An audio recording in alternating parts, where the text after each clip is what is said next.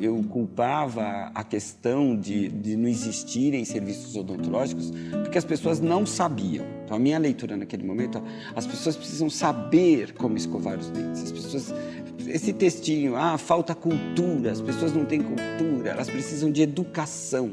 Era esse o meu texto. Acreditando nisso, que o problema era educacional e que as pessoas não tinham cultura odontológica, eu escrevi meu primeiro livro, que chamava Um Sorriso Feliz para o Seu Filho, que é um guia prático para a pessoa ter cultura odontológica. O livro foi um sucesso, o livro vendeu pra caramba, o livro trouxe um respaldo rápido, e aí eu comecei a ser chamado a dar palestras sobre aquela questão do livro. Então eu era convidado por escolas para falar nas escolas sobre essas questões, tirar dúvidas de mães, de educadores, como é que faz a criança, como é que escova, era mais ou menos isso.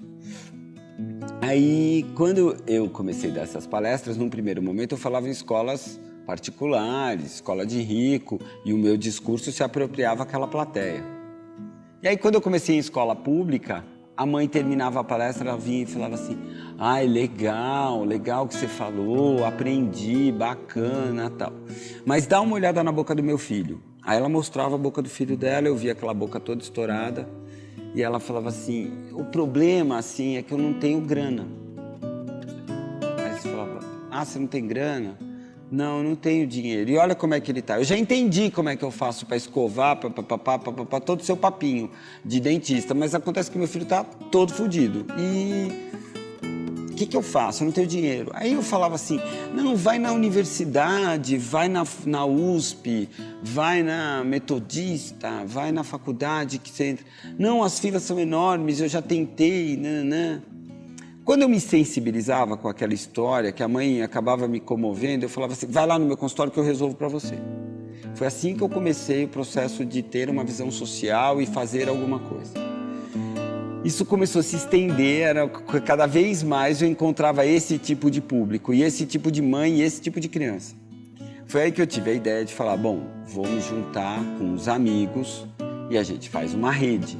Foi assim que começou a rede de dentistas voluntários. E aí então nós montamos a Turma do Bem e o Dentista do Bem. E aí o Dentista do Bem passou a ter esse exame de priorização, onde a gente prioriza crianças, e aí começamos a desenvolver a rede. Nós vamos na escola pública ou entidades sociais, ONGs, identificamos as crianças mais pobres, mais próximas do primeiro emprego, portanto as crianças mais velhas, que são os mais desassistidos, e as crianças com maior quantidade de problemas bucais, as crianças que estão com a boca destruída. Essas crianças são selecionadas e elas ficam numa lista.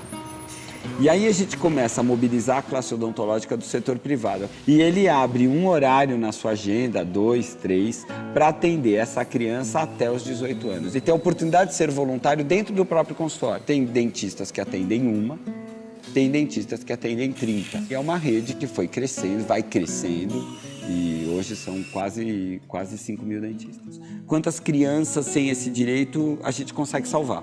Ou tirar dessa condição? É mais ou menos isso que a gente se propõe como emergencial no Turma do Bem, dentro do projeto Dentista do Bem. Em 2005 nós tínhamos 600 crianças. Depois, em 2006, nós tínhamos 1.150 crianças. Em 2007, nós passamos a ter 6.500 crianças e esse ano nós estamos indo para 10 mil crianças. E anualmente, nós temos o que a gente chama de Oscar da Odontologia, onde a gente premia os melhores dentistas do país. Mas não é a melhor restauração ou o melhor aparelho, mas é os caras que mais fazem, o dentista que mais fez naquele ano por mais crianças. O que nós temos conseguido reproduzir é o mesmo projeto em outros países. Nós estamos fazendo a mesma coisa que a gente está fazendo aqui, está acontecendo na Argentina, na Venezuela e em Portugal. No Brasil existem a política de genéricos.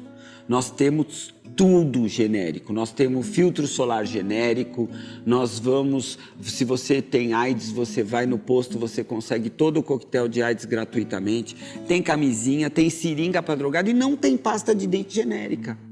Por que não tem pasta de dente genérica? Eu não sei. E aí você fala assim, aí o dentista, eu lá no meu comecinho, quando eu escrevi o livro, eu falava, a melhor escova é essa, a melhor pasta é essa. Para quem eu estava falando? As pessoas não conseguem comprar nem a pior escova, nem a pior pasta. É fora da realidade do dinheiro que ele tem, aquela família tem. É uma escova por família, por ano, o consumo do Brasil.